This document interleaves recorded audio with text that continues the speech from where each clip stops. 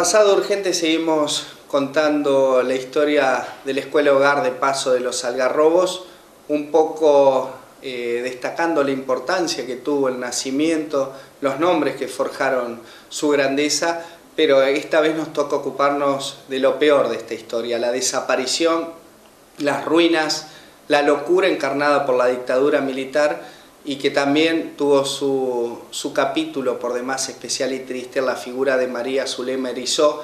En ese entonces, el 21 de mayo de 1978, una joven docente embarazada que eligió el desierto pampeano para desplegar su pasión y se encontraría con el terror cara a cara. Fueron 3 meses de secuestro y mientras ella dejaba los mejores años de su vida y sus sueños en los calabozos y en medio de las torturas, poco después desaparecería la escuela. Nosotros vamos a conocer los responsables y vamos a entender quizás el porqué de tantos años sin hablar del tema, hasta que recientemente, en marzo de 2010, recién se ocuparon las autoridades de destacar y recordar esta gran historia. La historia de pasión, de la magia del oeste pampeano y su escuela 268 de Paso de los Algarrobos, se entrecorta abruptamente en medio de la salvaje dictadura militar. Aquella escuelita albergue encarnaba el refugio de los olvidados habitantes de los extramuros de la Pampa. Allí, desierto adentro, el sitio que eligió una entonces joven docente, María Zulema Erizó, años después de la partida de la señorita Rojo. Pasé momentos lindos, pero muy cortos. Momentos muy cortos y hasta que aparecieron los personajes estos, el 23 de mayo, de madrugada, 23 de mayo del 78. De madrugada, todos hombres, me encandilaban con unas linternas enormes y bueno, me dijeron que me vistiera, delante de ellos, por supuesto. Y bueno, me vestí, me vendaron los ojos y con quién hablaban no sé, adelante, hasta que bueno, aparecieron ahí y me sacaron por una puerta lateral de la escuela. Yo supongo, a mí me parecía que por el ruido que hacía el vehículo era una camioneta. En realidad, cuando ocurren estos hechos, uno no teníamos bien claro en realidad, yo en aquel entonces, por el 80, a quién la dictadura se había llevado. Y bueno, el nombre de Lidia se entremezcla con esta historia, y después el tiempo y las investigaciones que se hacen a partir de la democracia, sacan a la luz este caso, y bueno, hay publicaciones de autores pampeanos en torno a este tema. Y bueno, nosotros buscamos alguna información y pudimos tener la certeza de que era María Zulema Erizó. Erizó dejó su Rosario natal para enseñar a los más necesitados y solo el destino la trajo al oeste. Ofreció sus servicios en Casa de Gobierno y casi sin quererlo, a los pocos días se estaba adentrando en el desierto para recaer en la escuela albergue del Paso, sin imaginar que caería en las garras de la represión. Paso previo a la demolición de la escuela.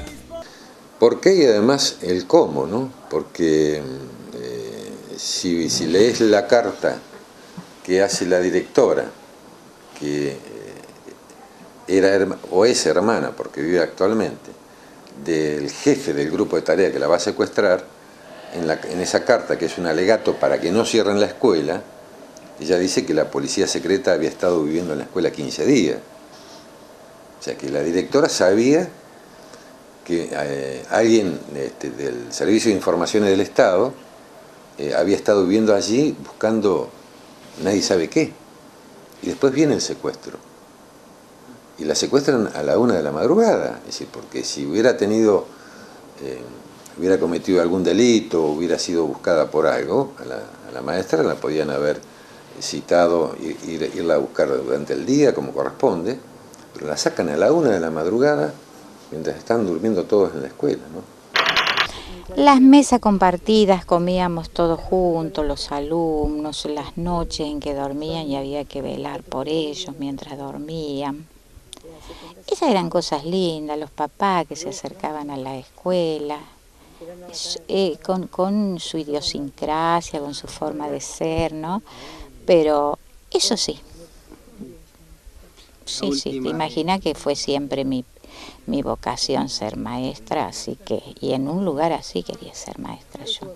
La docente fue literalmente arrancada de la escuela la madrugada del 21 de mayo de 1978. Tenía 30 años de edad y unos pocos meses de embarazo.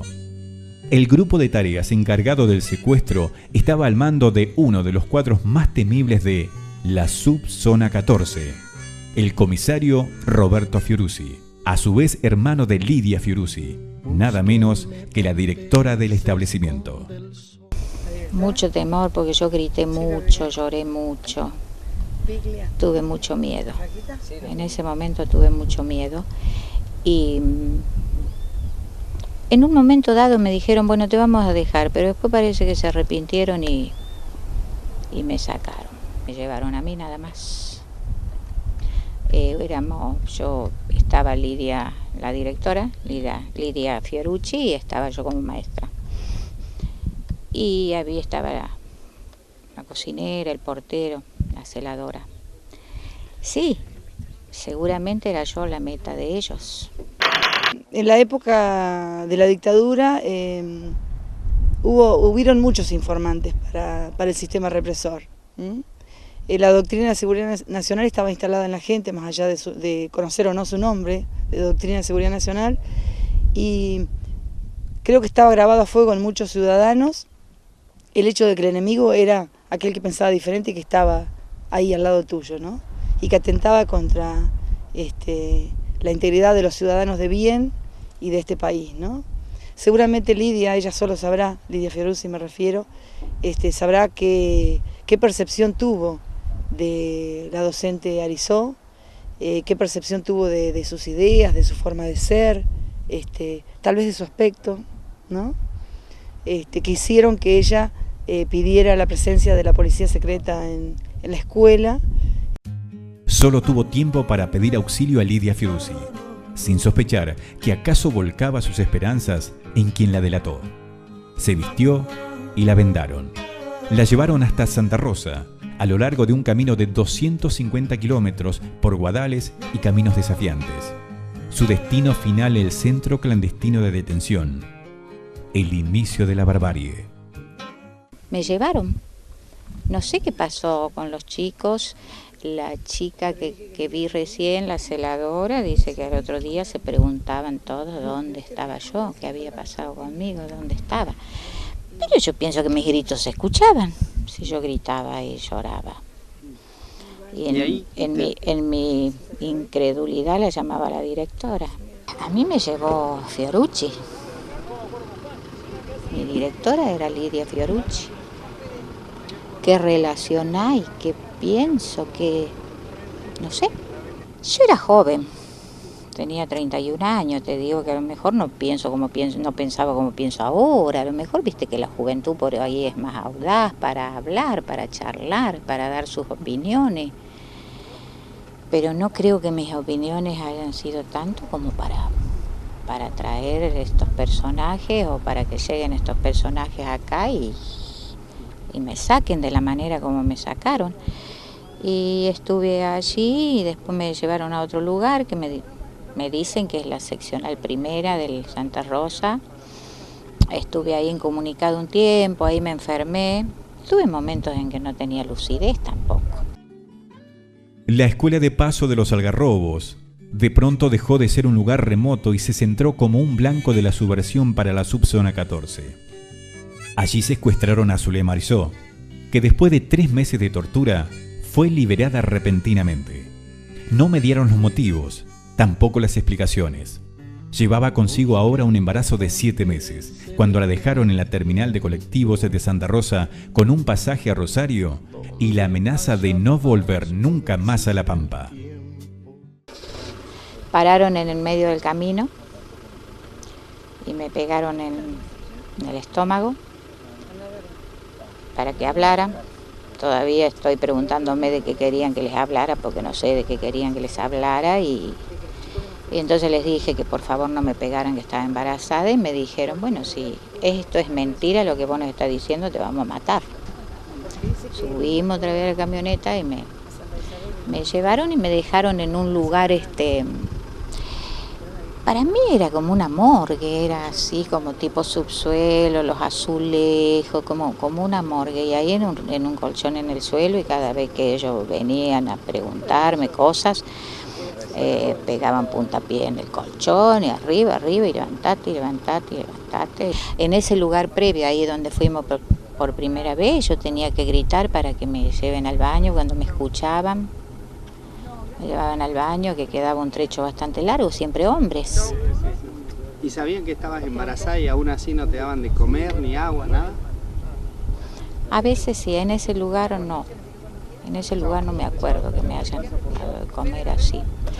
Y después cuando fuimos al otro, bueno, sí, pero ya te digo, tuve momentos de no lucidez, porque debo haber tenido mucha temperatura, mucha fiebre. Ellos me dijeron que era una infección a los riñones. Yo me acuerdo muy así entre nebulosa que un señor de guardapolvo blanco me sacaba sangre de un brazo.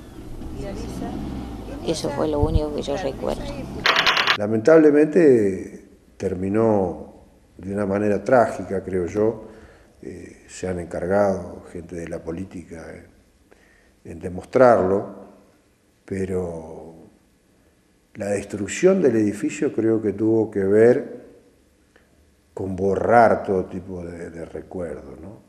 Y ha sido algo muy común en la época de las dictaduras de nuestro país, tratar de borrar los recuerdos, de destruir todo. Yo creo que un poco estuvo en eso, si bien debo reconocer que la zona donde se construyó la nueva escuela era muy salitrosa. Esto se lo pueden decir cualquiera de los que viven o fueron alumnos o vecinos.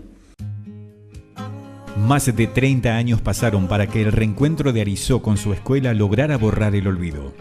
En medio de la inquietud de algunos pampeanos, lograron erigir su rica historia entre las losas y cimientos que, escondida entre árboles, daban tibio testimonio del esplendor del pasado y la barbarie olvidada. Eso, claro, te da una clara idea de la sinrazón de lo que fue la dictadura. Y en alguna medida nosotros quisimos unir esta cuestión de lo que una persona, una mujer que estaba embarazada, debió sufrir junto con su hijo, porque su hijo algo debe haber percibido en aquel momento.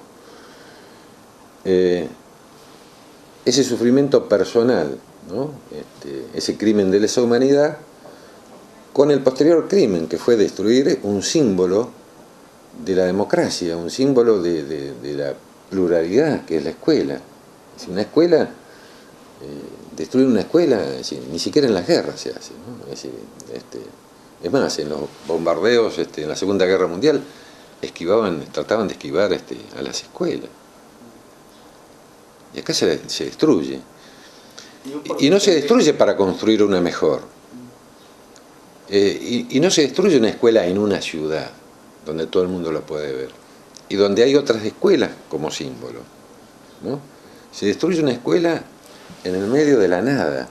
En esa época era el único edificio de ladrillo que había. Es decir, las casas de los paisanos eran todas y muchos siguen siendo todavía, de adobe. Y edificios públicos no había en muchos kilómetros a la redonda. Es decir, hoy en día sorprende ir y ver las ruinas y no ver ningún otro edificio público en 100 kilómetros a la redonda. Es decir, ¿a quién se le ocurre destruirlo? Porque si hubiera habido razones para cerrar la escuela, por falta de matrícula, porque no había chicos, cosa que no es cierto porque la documentación histórica prueba lo contrario, bueno, la escuela podía haber quedado en pie para que cumpliera otros fines. Sin embargo, se la destruye. Es decir, entonces, creo que no solo, es decir, no solamente se cometió un crimen contra una persona, se cometió un crimen también contra todos los habitantes del lugar.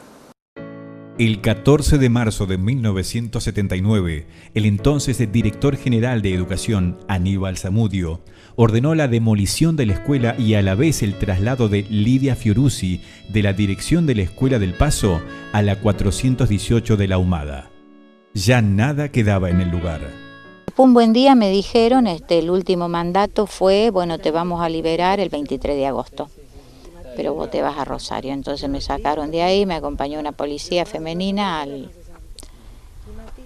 a la terminal y me fui a recomenzar mi vida, a trabajar otra vez, a comenzar a trabajar. Comencé a trabajar en una escuela diurna y con la escuela diurna no me alcanzaba para criar una criatura, entonces bueno, seguí en una escuela nocturna y seguí trabajando siempre en diurna y nocturna hasta que me jubilé hace 3 años.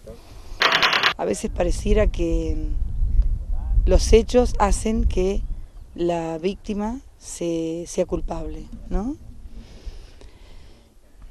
Nosotros hemos hablado en torno a este tema bastante y creemos que la idea de borrar de la memoria histórica de los habitantes de este lugar el hecho del secuestro es lo que inspira la destrucción del edificio, ¿no? Las cartas de la exdirectora Lidia Fiorucci son acaso los últimos registros de la intensa vida e importancia de la escuela, cuya desaparición se torna inexplicable, incluso tratando de entenderla en el marco de una enfermiza lucha contra una supuesta subversión. En un alegato que escribe a su sumario, naturaliza el hecho de que la policía secreta esté presente en la escuela, ¿no?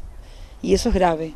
Mirado desde hoy, es más grave aún, ¿no? Porque a nadie se le ocurre pensar que en una institución educativa sea necesaria la policía secreta para resolver supuestamente algún conflicto que tuviera que ver con diferentes maneras de pensar o de percibir la realidad o la forma de enseñar o de abordar los contenidos, ¿no? Yo no tenía nada que me pudiera condenar. No sé qué pasó, que ellos dijeron, bueno, 3 meses. Había algunas personas detenidas que las detenían por 3 meses. Algo así como los presos políticos, ¿no? Que por 3 meses sí no tenías nada que ver, supongo, porque bueno, hay gente que tampoco tenía nada que ver con nada y desapareció o perdió a sus hijos, ¿no? Y ayer a mí me preguntaban, ¿y usted considera que tuvo suerte, que la liberaron? Yo considero que desde el momento en que me privaron de mi libertad, yo no tuve suerte. No sé qué los movió a los demonios para que puedan darme la libertad. Aquel persistente objetivo de aniquilar al enemigo, la memoria y todos los rasgos de identidad tuvieron un éxito a medias. Es que las ruinas supieron soportar el silencio, su pasado, para erigirse de pronto desde la sinrazón hasta ser de nuevo la escuela del paso de los algarrobos, la escuela del olvido, que revive en su grandeza y en los nombres que la forjaron. Es evidente que hubo mucho silencio. Ahora, ¿por qué tanto silencio? Probablemente en la época de la dictadura era lógico por el miedo, ¿no? Pero además esto también en alguna medida viene a demostrar otra cuestión, que es el olvido o el desconocimiento que la mayor parte de la dirigencia teníamos acerca del oeste pampeano. Esta es la verdad. Es decir, yo diría que el 90 o el 95% de la población de La Pampa, incluida su propia dirigencia política, desconocen la realidad del oeste.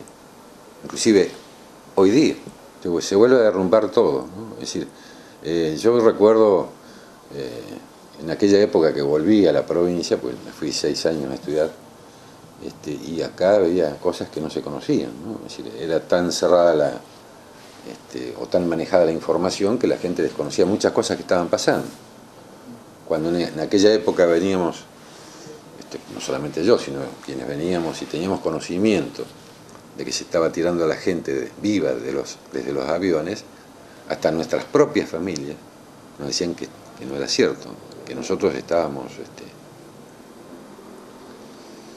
Entonces, esto otro, que no tuvo ninguna razón de ser, fue parte también de esa, digamos, ese ocultamiento, y también de la complicidad, y esto hay que decirlo, de una gran parte de la sociedad civil, en aquella época algunas cosas que sucedían, ¿no? Por eso es muy importante poner a la vista de todo el mundo, es decir, porque si alguien, supongamos, tenía dudas de que María Zulema Arizó merecía lo que se le hizo, cosa que es una locura, y que su bebé que estaba en su seno se merecía lo que le hicieron, y no piensa que después de 3 meses la dejan en libertad y le dicen andate a Rosario, como si nada hubiera pasado, sin acusarla de nada, sin que nadie supiera, ni siquiera ella misma por qué, sin ninguna explicación, y después terminan destruyendo la escuela.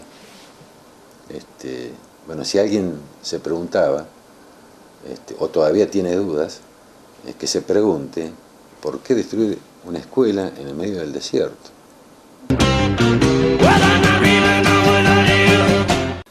Pasaría muy poco tiempo del episodio vivido por María Zulema Arizó para que las autoridades del gobierno de la provincia decidieran el traslado de Lidia Fiorucci a la localidad de Lumada. Ya no quedaban nada, no quedaban docentes, no quedaban alumnos, y la tarea de aniquilamiento de la memoria era por demás fácil, solo restaban los ladrillos. Y allí quedaron por décadas la escuela olvidada, y también la historia, ¿por qué no?, de Ana María Rojo, que en la década del 30 comenzó a soñar y todo terminó de la peor de las maneras poco antes de la década del 80, y todavía allí no hay nada, solo quedan las ruinas, pero el recuerdo y también el valor de conocer a los responsables de esta locura, ya sean militares o civiles, nos acerca siempre un poco más a la verdad y al compromiso con nuestra historia, la de la provincia de La Pampa.